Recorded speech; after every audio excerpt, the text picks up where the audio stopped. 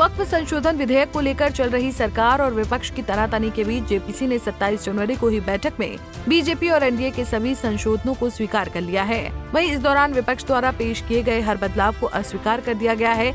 इसके साथ ही वक्फ संशोधन विधेयक 2024 पर संसदीय पैनल के सदस्यों ने मसौदा विधेयक में 572 संशोधनों का सुझाव दे दिया है। ऐसे में समिति के अध्यक्ष जगदम्बिका पाल ने बैठक के बाद पत्रकारों को बताया कि समिति द्वारा तैयार किए गए संशोधनों में कानून बेहतर और प्रभावी होगा।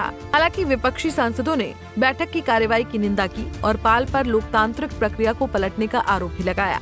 ऐसे में आपको विस्तार से बताते हैं कि जेपीसी की बैठक में क्या क्या हुआ और किन किन संशोधन विधेयकों पर बात की गई और कितने विधेयकों को अप्रूव किया गया। दरअसल वक्फ संशोधन बिल को लेकर संसदीय समिति की आज यानी 27 जनवरी को बैठक हुई।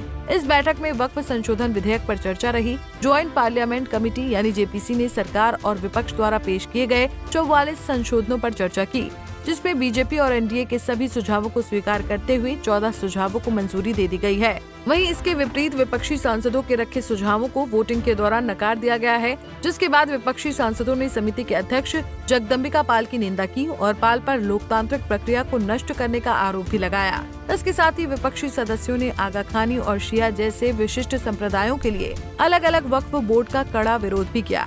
इस पर तृणमूल कांग्रेस की कल्याण बनर्जी ने मीडिया से बात करते हुए कहा कि ये एक हास्यास्पद कवायद थी, हमारी बात नहीं सुनी गई। जेपीसी की अध्यक्षता कर रहे पाल ने तानाशाही तरीके से काम किया है, जिस पर जगदम्बिका पाल ने कहा कि पूरी प्रक्रिया लोकतांत्रिक थी और बहुमत से फैसला आया है। ऐसे में अब आपको बता देते हैं कि किन संशोधनों को बैठक में स्वीकार किया गया है और किन्हें खारिज। वक्फ विधेयक पर जेपीसी की बैठक में प्रस्तावित विधेयक के हर क्लॉज पर चर्चा हुई, जिसमें वक्फ बोर्ड के नए प्रस्तावित बिल के अनुसार जमीन पर दावा करने वाले ट्रिब्यूनल के अलावा रेवेन्यू कोर्ट, सिविल कोर्ट या हाई कोर्ट में अपील कर सकेगा। वहीं अब वक्फ ट्रिब्यूनल के फैसले के खिलाफ हाई कोर्ट में अपील की जा सकती है। ऐसे ही जब तक किसी ने वक्फ को दान में जमीन ना दी हो, उस पर भले ही मस्जिद बनी हो, पर वो वक्फ की संपत्ति नहीं होगी। इसके अलावा वक्फ बोर्ड में 2 महिलाओं और अन्य धर्म के 2 सदस्यों को एंट्री मिलेगी। वहीं विपक्षी सदस्यों द्वारा 44 खंडों में सैकड़ों संशोधन पेश किए गए थे। इन सभी खंडों को वोटों के माध्यम से खारिज कर दिया गया है। आपको बता दें कि जेपीसी की इस बैठक से पहले केंद्रीय संसदीय कार्य मंत्री किरण रिजिजू ने भी नई दिल्ली स्थित आवास पर एनडीए सांसदों की आंतरिक बैठक बुलाई थी। ये बैठक भी वक्फ संशोधन विधेयक 2024 से संबंधित प्रमुख मुद्दों पर चर्चा करने पर केंद्रित थी। वहीं इस बैठक में सभी को एकजुट रहने की सलाह भी दी गई थी। वहीं बीते शुक्रवार यानी 25 जनवरी 2025 को हुई पिछली बैठक में भी जमकर हंगामा देखने को मिला था।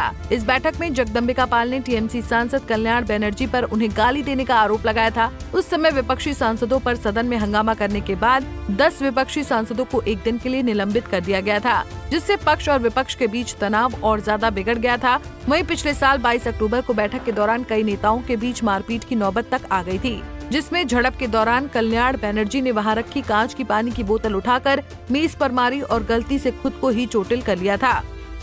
गौरतलब है कि वक्फ संशोधन विधेयक 2024 का मुख्य उद्देश्य वक्फ अधिनियम 1995 में संशोधन करके वक्फ की संपत्तियों की विनियमन और उसके प्रबंधन को दुरुस्त करने से संबंधित है। आपको बता दें कि वक्फ बोर्ड भारतीय रेलवे और भारतीय सेना के बाद देश में सबसे बड़ा जमीन धारक है, जिसके पास 9 लाख एकड़ से भी अधिक जमीनें हैं। फिलहाल अब इस विषय पर रिपोर्ट 27 जनवरी देर रात या 28 जनवरी तक समिति के सभी सदस्यों को भेज दी जाएगी। वहीं अगर विपक्ष अपना डिसेंट नोट देता है तो उसे भी रिपोर्ट का हिस्सा बनाया जा सकता है। Bureau report, Punjab Kesari TV. हमसे जुड़े रहने के लिए हमारे YouTube चैनल को सब्सक्राइब करें और नई वीडियो की नोटिफिकेशन के लिए बेल आइकॉन को दबाएं।